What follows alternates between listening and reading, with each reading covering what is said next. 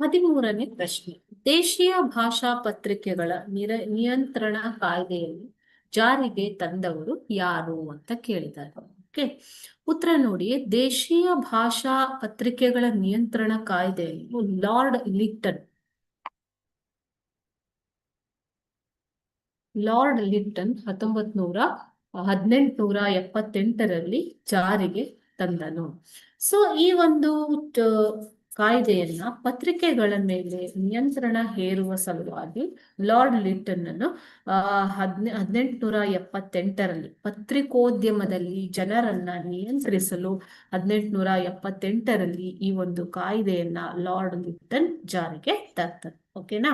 So ಇದನ್ನ ಜಾರಿಗೆ ತಂದಂತವರು lord Lytton.